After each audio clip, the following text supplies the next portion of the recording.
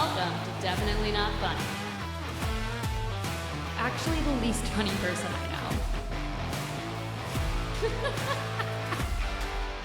Hello, everyone. Welcome back to Definitely Not Funny. I am your host, Jackie Norris, and today we're going to talk about aging and Botox and plastic surgery and Peter Pan syndrome and all of those things sort of associated with that, particularly focused on aging in your 20s, which is a weird concept because everyone says relatively speaking, in your 20s, you are so young. Like, you are so young.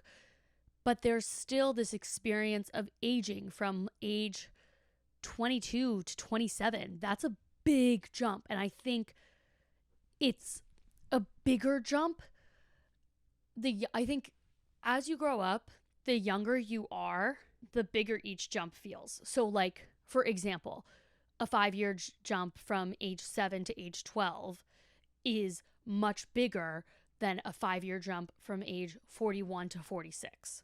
Does that make sense? Like, in terms of just your life, developmentally, things that happen, your perspectives. Granted, I'm not 41 or 46. I haven't lived that long, so I can't tell you. Maybe it is as big of a jump as age 7 to 12, but I think the jump from age 7 to 12 is significantly bigger than the jump from age 21 to 26, which I can speak from experience on. And I think there becomes a point when the term switches from growing up to aging or getting older. Does that make sense? Like, I think honestly, I think it's demarcated by college. And I think up until age 22, you're growing up. And then after age 22, you're aging or getting older. And both of those things have very different connotations. When you're younger, under age 22, you want to get older each year. Like, getting older is more exciting. And beyond age 22, you don't want to get older each year. And I think that holds true for a lot of people. And a lot of Western culture is above age 22 is seen very negatively. And going up to age 22 is the best. I remember I saw like a tweet or an Instagram, or I don't even know what it was, but it was something that like in Los Angeles, everyone wants to be 24. And I think that's so true. Like, if you're 19 years old, you want to be 24. And if you're 35 years old, you want to be 24. Everyone acts as 24. And that's like this range of like 22 to 24 is like the prime age to be, if that makes sense. And it's so interesting to me because, like, why is that the time when it's the switch from growing up to getting older? Who decided that? You know what I mean? Like, why is that demarcated as it? And I think it's much more the case for women than it is for men in certain aspects. I think a lot of it has to come down to biology and like evolution. And at the end of the day, biologically, women have more of like this ticking clock, what people call it, than men do, just because as you age, you become significantly less fertile and less able to bear children. Whereas for men, their fertility doesn't really change that much over time. I mean, I'm sure when you're like 80, it's really hard to have kids as a guy, but like you could be a 65-year-old dad easily. Maybe not easily, whatever. I'm talking out of my ass. You could be a 65-year-old dad. That wouldn't be weird, but like, I don't know if any woman at age 65 has carried a child to term. Maybe that's something we could all Google together. Okay. So why don't you look it up and let me know? I can't Google it. I'm recording right now, but you're not, you're listening. So, and I'm going to forget about it by the time I'm done recording. Anyways, I also think because women are the most fertile, I guess, at age like 21. Whereas for men, that's not the case. They kind of have similar fertility for a while. But so that might be why the ideal is for women to stay at this like age 20 frozen in time look like that. I'm just going to use 22 as my age, but when I say 22, I mean kind of like 20 to 24. So this 22 frozen in time, look like that, stay like that. And maybe that's because that's like biologically when you're most fertile, so it is attractive. I'm not sure, but that could be the case. And that's what makes the most sense to me, especially because women are so much more concerned about aging than men. It could also be, just in general, it could be that, like, as people age, the less fertile they are, the less good at being a hunter-gatherer they would be. And so, but I don't think that's true because from my understanding, I don't think it's bad to age in Eastern cultures. I could be completely wrong. Like, literally could be completely wrong on this. But from rhetoric I've heard, the older you get in Eastern cultures, the more respect you garner. And I don't know if that's the case in Western cultures. I think we are so quick to celebrate and emphasize youth, but by doing that, we're neglecting anything older than that. Like, for example, I feel like one of the biggest lists I see, like biggest awards, is the Forbes 30 under 30. That's insane that, like, you are expected to, like, if you want to be like the most successful in your field, you have to have done it by 30. Like, that's the list, is the Forbes 30 under 30 of the most, like, excellent people. And the idea is that, like, you would have accomplished that by age 30. That's crazy to me. Crazy. Now thinking about it, like, I mean, when I was 12, that wasn't crazy to me because I thought 30 was, like, fucking the oldest thing you could possibly be. But at 26, I'm like, what the fuck? Like, I'm still figuring everything out. Why isn't it like Forbes 50 under 50 that are the most impressive? Or whatever, fucking 60 over 60. Like, you know, like, why are we celebrating the youngest ones the most? I think the aging thing is ever present, especially in entertainment. I know Taylor Swift talks about this in her documentary. I am Taylor Swift, so I can also talk about it. Don't you worry. She talks about it in Miss Americana about how, like, if you turn 30, you go as a pop singer, female pop singer, you go to the elephant graveyard. And that's it. You've aged out. And we have all these really young rising pop stars. Like, think of, like, Olivia Rodrigo came to fame when she was, I think, 17 years old. Billie Eilish was like 17 or 16 years old. And that's, like, exciting. And when you become famous, it would be rare to find, like, a 40-year-old pop star come to fame right now. Does that make sense? I think so. I don't think you could name any. I don't think I could name any. So the youth is so valued highly by our society. And so I think people fight to stay as young as possible and do whatever they can to stay as young as possible. And I think people my age, myself included, have started to notice the physical changes from age 22 to now, if that makes sense. I could probably go for the next 25 minutes picking apart all of the things about my appearance that have changed since I was 22 years old. I'm not going to do that because that's not productive, but there's so many little things. So I'm just going to use one as an example. I have this, you can't even see it. I don't even know if you guys can see it, but I have this, like, line across my neck. It's like from sitting on my phone or sitting on my laptop like this all day. I just have a line across my neck. It's like one long line wrinkle. I am so insecure.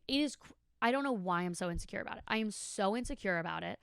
I am like, and I can acknowledge that it's ridiculous that I'm insecure about it. And I remember, actually, it started when I was working at a beauty company. It was a skincare company. It was a very famous skincare company. You can find it on my LinkedIn. I'm not going to say it here. Go check me out on LinkedIn. We can connect. Let's network. And we were selling this product. It was like a neck cream. And the marketing behind the product was to tell women to beware of tech neck and tree trunk lines around your neck, and that it's really important to get rid of those because they're unattractive and they make you look old. And old is a bad thing, as we've previously discussed, clearly. And I remember thinking, like, do I have that? And I don't think I even had it then, but I was like, oh shit, I'm, like, worried about my neck now. And I now really have it. And I'm like, I think about it every single time I look in the mirror. Every single time I look in the mirror, the, like, first thing I focus on is this line across my neck. that shows that I'm older than 22. Like, that's all it does. It shows that I'm a little bit older than 22 years old. That's what the line shows. And I can't stand it. It shows that I'm like not perfect. Does that make sense? And everything's supposed to be perfect. I like look up all these, but there's so many different options for like how I can fix it. And so I talked to my dermatologist about it. There's like this resurfacing needle treatment that like replenishes the collagen, whatever. That's about $700 a treatment. She said I'd have to do about 3 or 4 to notice a difference. And it won't make it go away entirely. Now we're at $2,800 for there to be a difference in the line in my neck.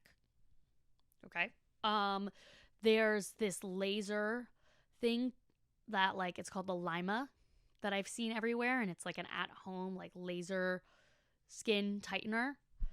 $2,600. It's insane how expensive it is. But it's like, okay, like I would do that. Like whatever. Anything to like make me appear younger.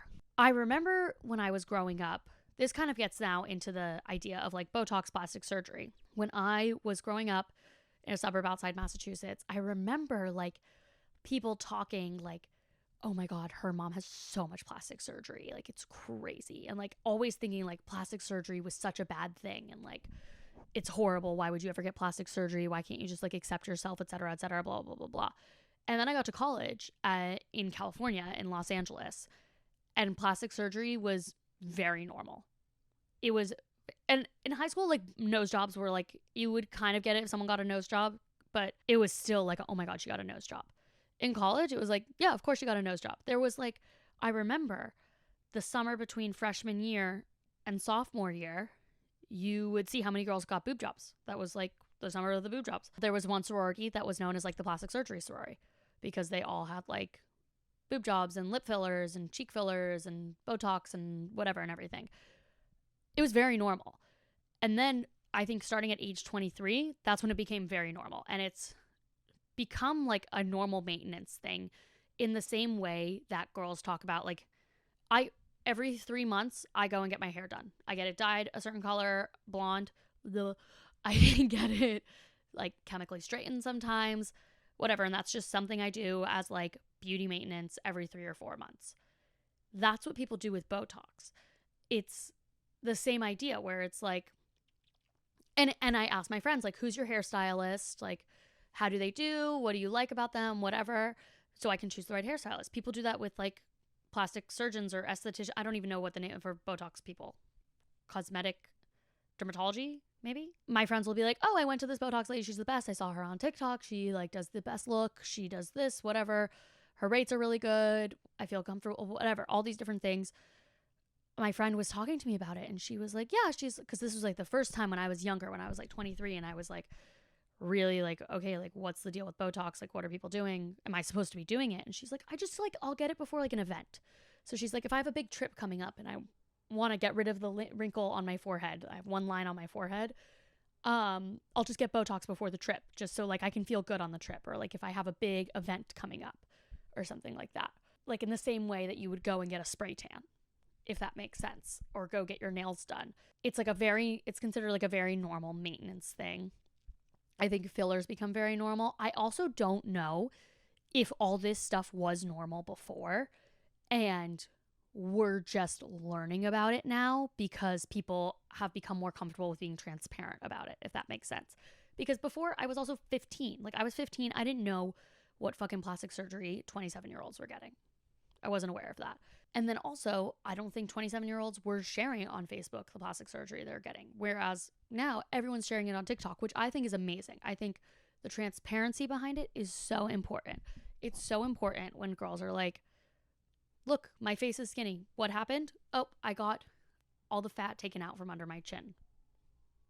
Okay. And then I'm like, it helps with the comparison, whereas as opposed to like comparing yourself and being like, oh my God, this person looks perfect, they were born perfect, everything's perfect about them, how can I be that perfect, is much harder. That's like a much more stressful comparison than like, oh, this person like spent money. Like I know it's like Brianna Chicken Fry, she says like, I don't know what her real name is, Brianna LaPaglia maybe, I don't know, she's excellent, But I know she says, like, you're not ugly, you're poor.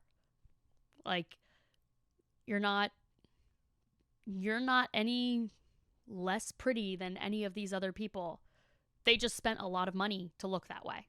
And that I think is nice. And that I think that's some good transparency. She's excellent.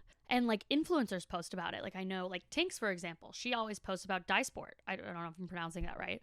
But how she gets like sponsored to post about it and say like, this is what I do and this is my thing. And I think it's great to provide that transparency to girls so that you're not thinking like, oh my God, this is what I'm supposed to look like. You know what I mean? Or like, this is what I'm supposed to naturally look like. Something's wrong with me. It's like, no. But it's also like, if you want to feel more confident and you want to look a certain way, like do it. I have no qualms with Botox or plastic surgery. Like I think if you want to do it, fucking go for it. Do I think I will get Botox or plastic surgery before age 30?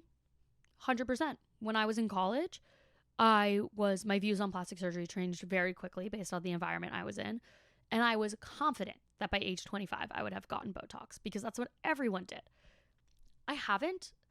That's because I can't afford it.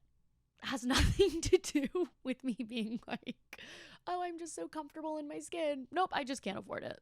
Also, my mom would like kill me. But I frankly can't afford it. So that's why I haven't gotten it yet. But one day, I'll be able to afford it. And then I will also have to get over my fear of needles. So once I can afford it, get over my fear of needles. You know, this face is going to be all frozen up. Until then, we slowly sag. Okay, that's enough. That's enough about physical appearance and aging. I think for guys, it's different. I think for guys, there's like a fear of balding, which I completely understand. But I don't think guys are like stressed about wrinkles at all. I don't think that's like a thing they're worried about. Maybe they are, but I don't know many guys who've gotten Botox, or maybe they're all getting it and they're just not talking about it the same way girls are. So like, who the fuck knows? With guys though, I think there is a personality maturing thing that happens where they like freak the fuck out and can't age. And I think that happens in cities like Los Angeles and New York. And it's called Peter Pan syndrome. It's a term we used all the time in LA. And it's funny because I've actually mentioned it here in Boston. I said to one of my friends, like, it seems like the guys here don't have Peter Pan syndrome. And she's like, what the fuck are you talking about? And I'm like, no, it's a thing. Like, it is a thing. So Peter Pan syndrome is you never want to grow up. So that is when a guy is 33 years old, living in a house with 5 roommates, not because that's all he can afford, but because they want to have this huge house to throw crazy parties, and he's doing coke at a nightclub with a group of 22-year-old girls and like has literally no interest in evolving beyond that, if that makes sense. Like, is acting like a 19-year-old, just wants to act like a 19-year-old, has a great time acting like a 19-year-old, and plans to do that for as long as he possibly can. I think girls are less affected by this. I do think that the age in which we mature has gotten older. So, like, people aren't starting families as much at age 24, if that makes sense, or settling down, etc. That's happening later for both men and women. But I think women are able to be a little bit more serious and want to like mature and develop and get more focused on building a life of what is coming next, whereas men want to focus more, and these are massive generalizations, but whereas men want to focus more in like maintaining what they had in the past. Does that make sense? And so it's interesting to see these two things kind of coincide and how we're all like evolving and developing, if that makes sense. Now, what can we do about it? What can we take from this, learn from this, move forward? What are like some actionable items to kind of think more positively about aging? And I don't think the action items are like, don't get Botox or like get your filler removed, et cetera, et cetera. No, I think that's totally fine. I think it's totally fine to have Botox, have filler, whatever. I think we also need to start having an appreciation for people that are older. And I think in order to help your own fear of aging, by having an appreciation and respect for those older than you, you will be less scared and less uncomfortable with aging, if that makes sense.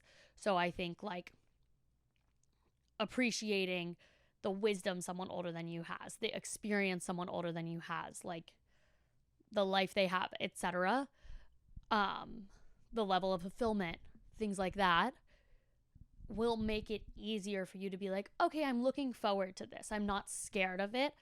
There's actually a lot of benefits to aging and to maturing and to growing up. You know what I mean? At the end of the day, I think we're all still just growing up. We're not getting older or aging. We're growing up. Okay? That feels like a really good note to end this on. I'm going to make an executive decision. And I could keep babbling, but I'm not going to waste your time.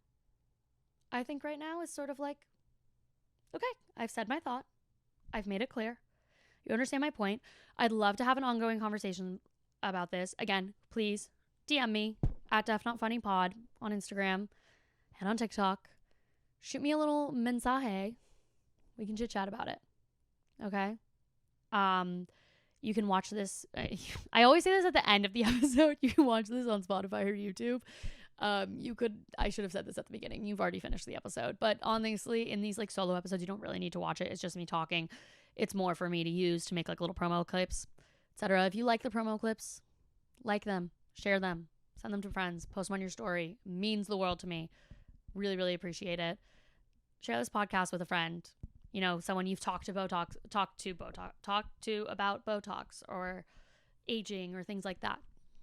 So I love you guys. I think biggest thing is just think about how great it is. Oh, last thing. Sorry, I have to finish on this. The Hattie Phelps episode. She had said something that really resonated with me, where when she turned 23, she was like, ugh, I'm 23. And her mom had said to her, how lucky are you that you get to age? How lucky are we that we get to age? It's amazing. Okay? So aging's a positive thing. And I'm excited for all of us. And when we all make the 60 over 60 list. Okay. I love you guys so much. Thank you so much for listening and hanging out. And I'll talk to you all next week. Bye.